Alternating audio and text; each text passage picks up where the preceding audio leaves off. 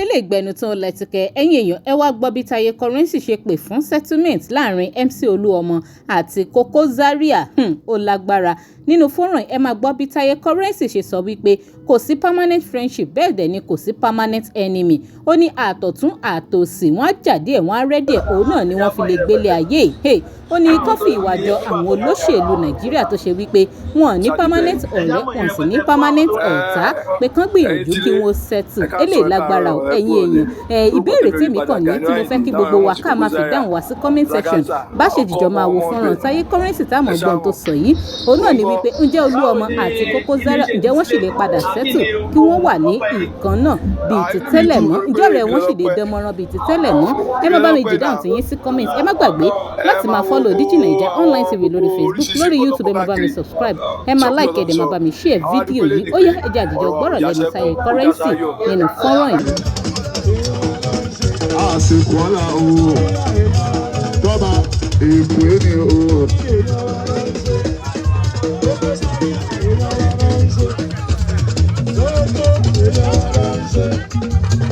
lọ́wọ́ yìí tọ́ba ẹni bá rí ẹ tí yóò pẹ̀lẹ́ kò mọ tó ń ṣe.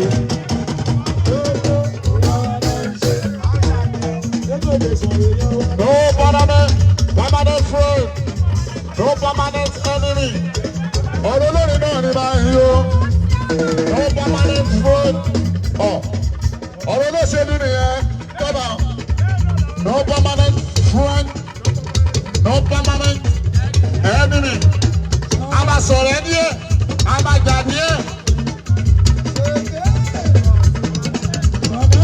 A máa sọ̀rọ̀ ẹni ẹ̀.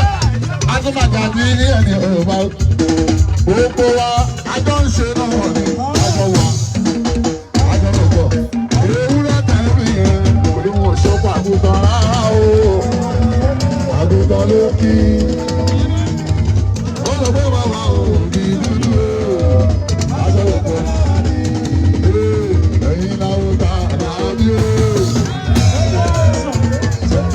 àwọn ọ̀gá láàbẹ̀ yẹn.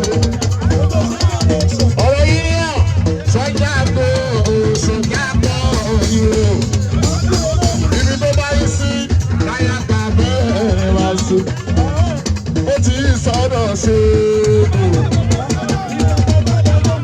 ọ̀dọ́ ṣe gbogbo àyàpá bẹ́ẹ̀ ní bá sùn.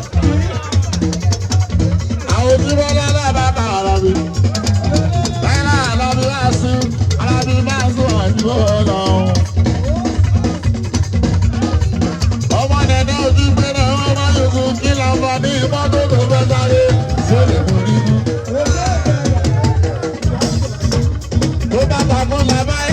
Kò lè wọ́n lọ. Bọ́lá òpá bojú mọ́tò, ẹ̀yà máa sábò mọ́tò. Òyìnbó ló ṣe mọ́tò, òtò ló ṣe yíyà, òtẹ̀ ló ṣe tọ́tù, òtẹ̀ ló ṣe pé.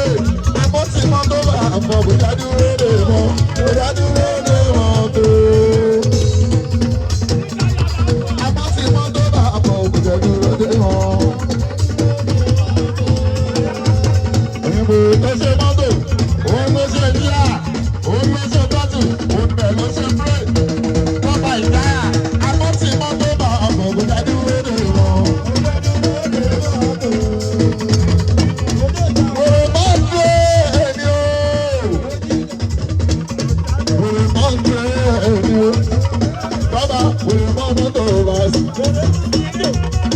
Ó ṣe dáadọ́. Ó ṣe dáadọ́. Àwọn tí bá bá sí bàbá bàbá rárá ẹ̀yin láwùjọ ta láàbí o. Ẹgbẹ́ ní sáré àgbègbè àyìnló. Àyìnló sáré àgbègbè. Wáyé ṣíámà. Láìsí onímọ̀tò gbogbo ní Èkó. Ọlọ́run ló sọ bẹ́ẹ̀. Láìsí onímọ̀tò àyìnló. Àwọn bọ́ba wọ́n fọwọ́ sí báyìí sí. Láìsí onímọ̀tò gbogbo. Bọ́dá sọ́sọ́ dídì. Bọ́ba dídì náà. Ọ̀gádá sísẹ́ dídì. Gbogbo Èkó. Chief Chief Security gbogbo tèpè. Bó bá rí bàbá ní gbogbo èkó wọ́n máa fẹ́ lóhùn pé ojú ẹ̀ tó lè yẹn ìyá ló máa bá bẹ̀ ò tó bá dá òde lọ. Wọ́n lè bá wọ́n lè bá tó bá tó dẹ́mọ́ ìyá tó bá dẹ́mọ́ ìyá wọ́n lè bá.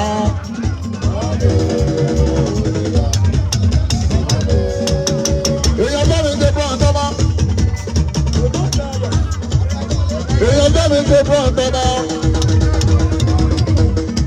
Èèyàn sì lóní ọgbọ́n ọ̀tọ̀. Èèyàn sì lóní gbójú. Àwọn sì ló gbogbo fi ìlú gbójú. Ó ṣe òótọ́ ọba ẹ̀dá ẹ̀ ṣe. Àwọn lèèyàn bí gbọ́dọ̀. Sínú bàbá ìwé ọ̀tọ́rítì ìwé kọ́rọ́. Èèyàn bí gbọ́dọ̀ sí ìlú bàbá ìwé. Ìgbéra sílì ó dá wọn sí ìlú. Ìgbéra sílì èṣe.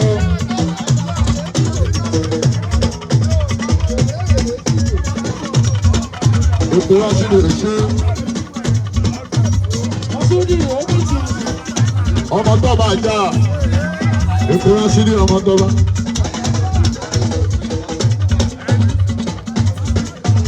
Ọmọ spéṣàmà ọmọ gbogbo sáré àwọn ìgbéra sílì yóò ṣe. Ọmọ spéṣàmà ṣàkàwé ṣègùn. Òwe ṣe ní sọ́lọ̀ lọ́wọ́ ẹ̀ ló wà yóò gbogbo. Gbogbo sáré à gbogbo ọlọ́mọdé jábá wọn kò.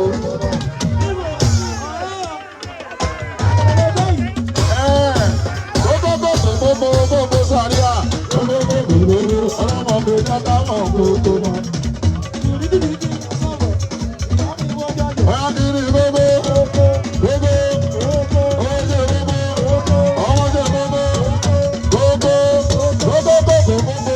sáré à gbogbo ọlọ́mọdé jábá wọn kò.